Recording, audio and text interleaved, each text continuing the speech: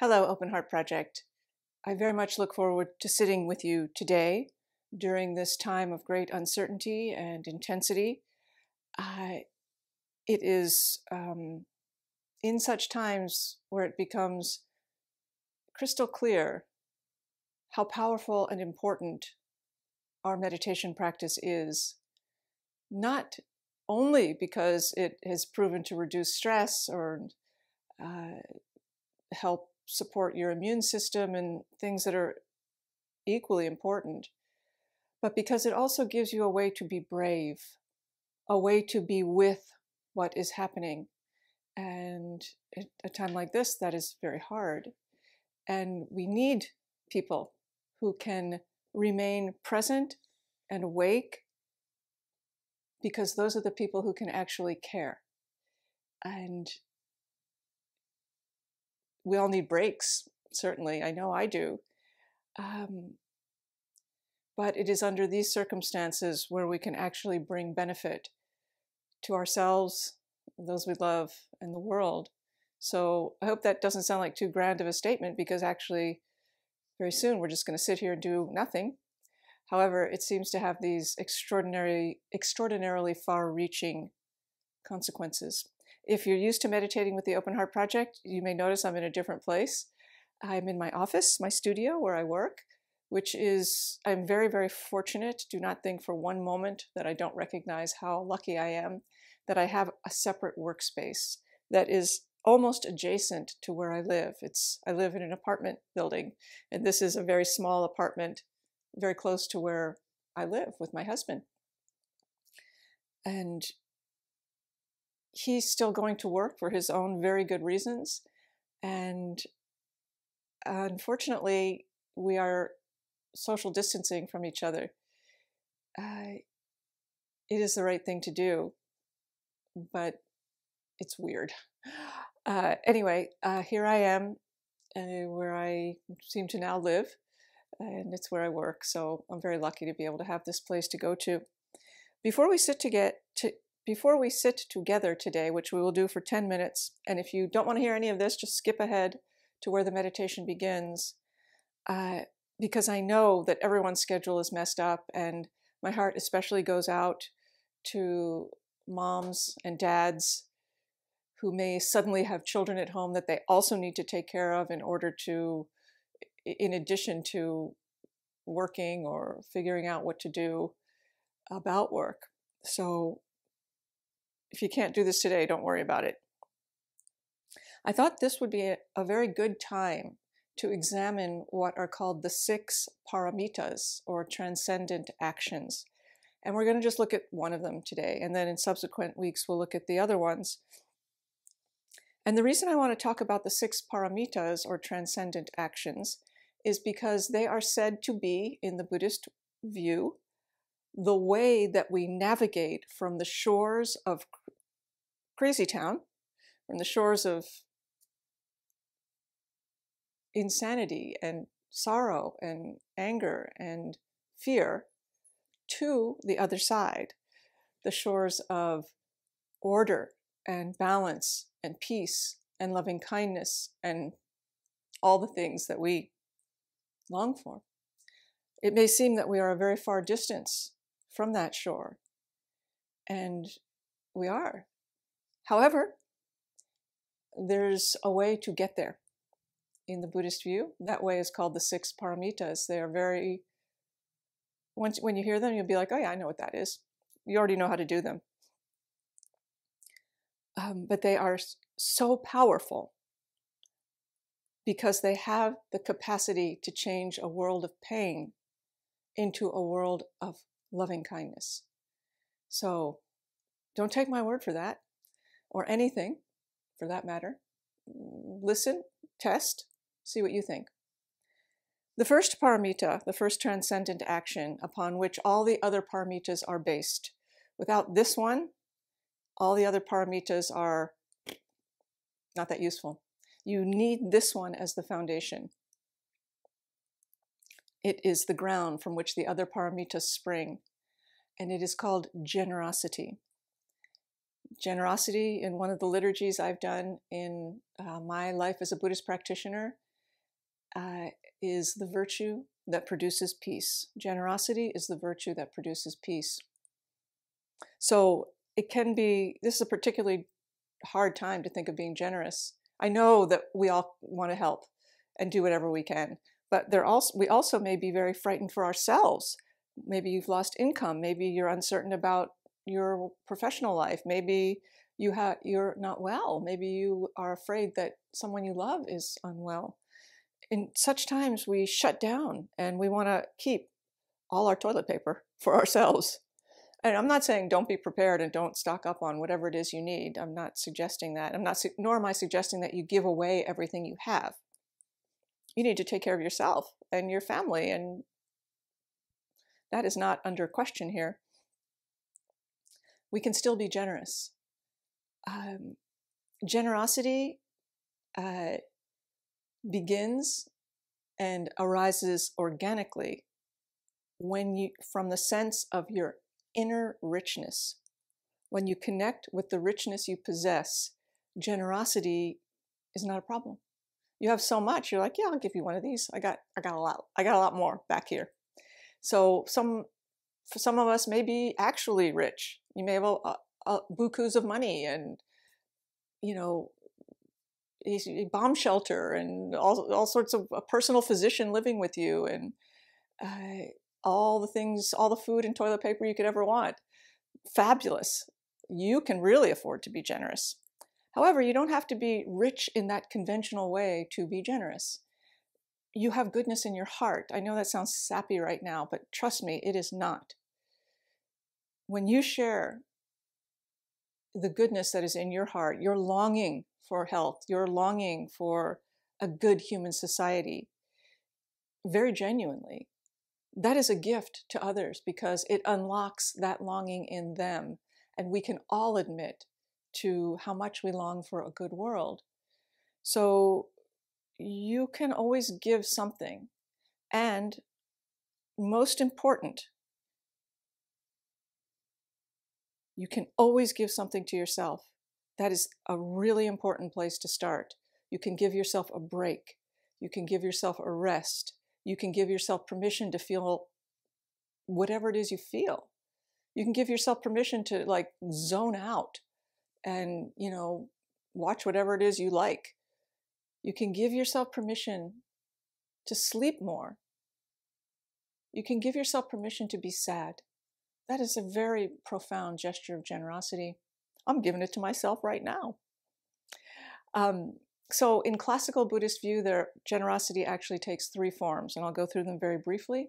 And then we will sit, which itself is a gesture of generosity, first toward yourself, but it's also generous to me because I know you're working with your mind and you're not about to go off. That really helps me. The first form of generosity is called giving material things. It's pretty straightforward. There's a lot of opportunity right now. If you have some money, you could give some money to someone or something that needs it. There are a lot of people who are trying to give personal protective equipment by sewing masks and donating gloves and other things to healthcare workers. If you are a healthcare worker, I invite everyone on earth, or at least who's watching this video, to pause and thank you. Thank you. Thank you. You are giving an extraordinary gift of generosity. If your child is grumpy, you could read them a book. If you know a relative who is lonely, you could give them a call. This all falls under the category of giving material possessions. And it doesn't have to be big things, although it can be.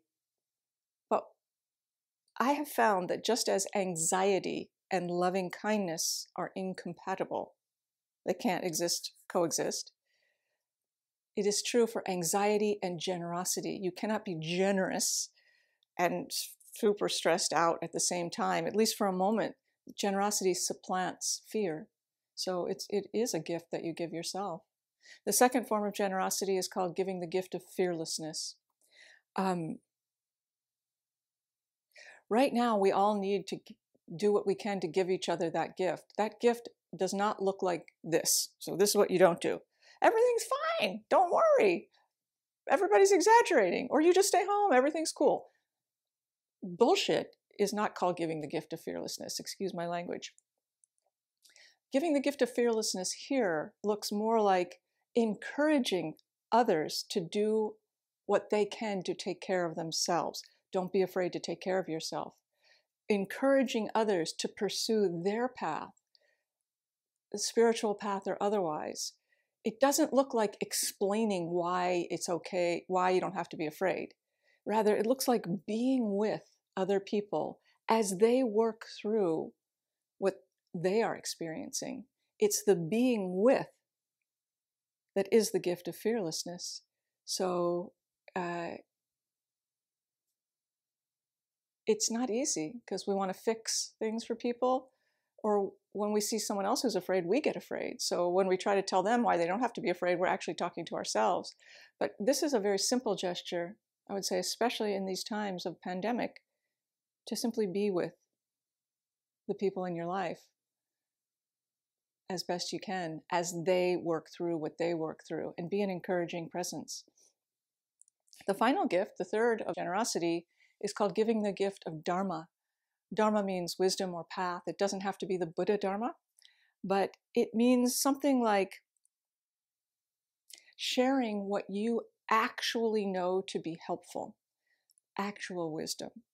If there's something that helps you to manage the difficulty of this time, then you could share it with someone else who wants to know what it is, as opposed to, you don't know if they want it. You know, we all want to fix the situation. We want to fix each other, and that is lovely, but it can also result in strange insistences upon giving you my advice, spiritual, emotional, physical, nutritional. And if I would like that advice and I trust you to, well, please share it with me. But otherwise, please do not. So giving the gift of material things, giving the gift of fearlessness, giving the gift of Dharma. These are three ways we can immediately rouse generosity. And when I or you am willing to be generous, even in fearful situations, that gives the other courage. So generosity is itself a gesture of courage and a source of courage for others. And we need those sources right now. So I hope this is useful. Next week, I'll continue with the second paramita, which is called discipline. Each of the paramitas counterbalances the other. Generosity without discipline is kind of sappy. Discipline without generosity is kind of harsh. So anyway, next week we will examine discipline together. But right now we're going to practice generosity, aka sitting meditation.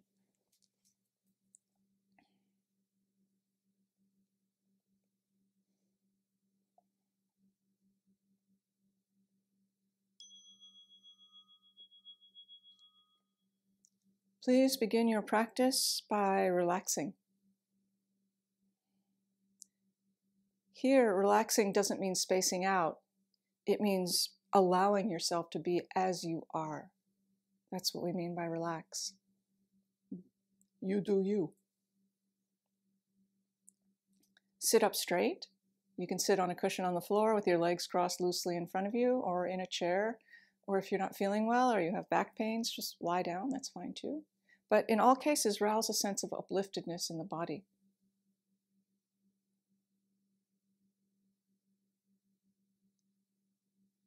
The hands rest on the legs, palms down, and they're just resting. You guys, take a break. You don't have to do anything right now. Feel heavy from the waist down, like these are your tree roots, and they hold you in place, and you're solid. And from the waist up, feel light, and like you are aspiring up to the sunlight. Also, you're just sitting there. Let the front body relax. the belly, the chest, the throat,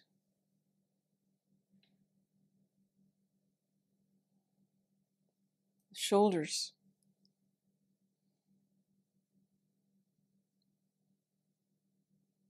It feels at these times that we're pulling a heavy weight. Well, if you feel that way, imagine that someone has just taken that weight off your shoulders and set it down, and there's a kind of buoyancy returns and a coolness between the shoulder blades.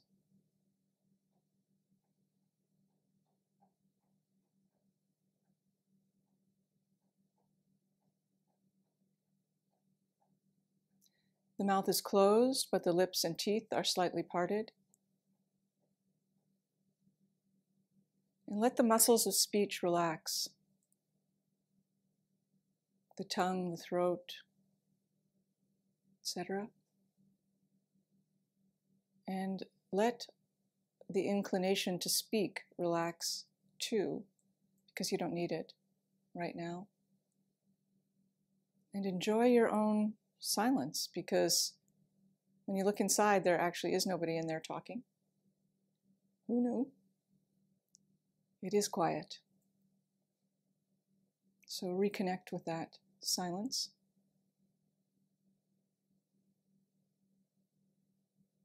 The eyes are open, and the gaze is cast down to a spot in front. And the reason the eyes are open in this particular form of meditation is because this is a practice of wakefulness. And it is much easier to be awake, present, and available when your eyes are open. At the same time, the gaze is soft, and there's a sense that vision mixes with space rather than laser pointing at anything.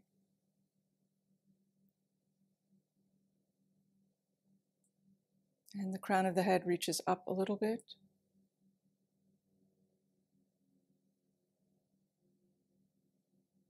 Now let your attention rest on the breath, which does not mean observe the breath or think about the breath. It means feel the breath. Feel the body breathing, the gentle expansion on the inhale and the letting go of the exhale.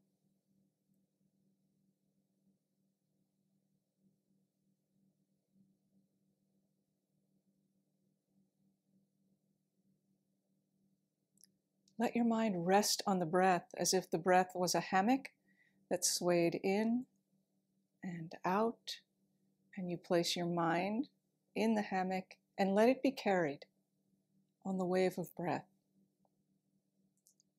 Breathing in and out.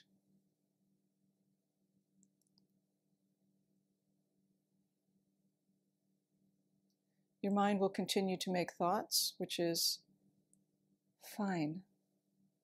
There's no effort to stop thinking or slow thinking or change thinking. Ixnay, let your mind be as it is. Imagine your thoughts are like birds flying through the sky. And in this practice, we identify with the sky, not the birds. So vast, spacious, and able to hold it all. And if you notice that you become fully absorbed in thought to the point where you've forgotten about your breath, not a little bird flying by, but you got on an airplane and you went away. Excellent. Notice that. Say to yourself, silently thinking, let go. Whoosh, it's gone. Come back to the breath and begin again. This is the practice, and we will sit together.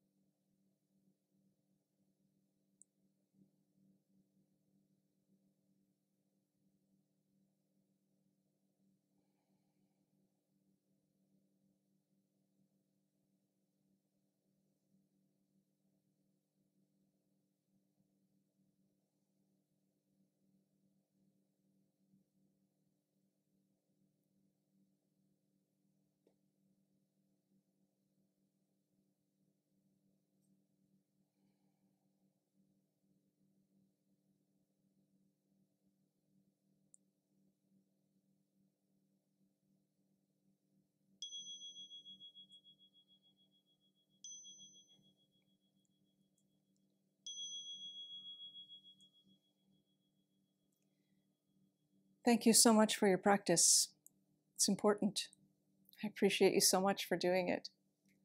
Thank you for practicing with me. Thank you for practicing together. People all over the world are sitting with you and me right now. Please remember, at the Open Heart Project, we have 4 meditations a day together.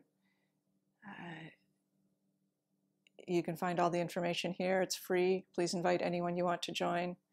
The 3rd of the 4 sits per day is always in Spanish, so if you prefer to get your instruction in Spanish, please come then. And please be well, and I send you my love.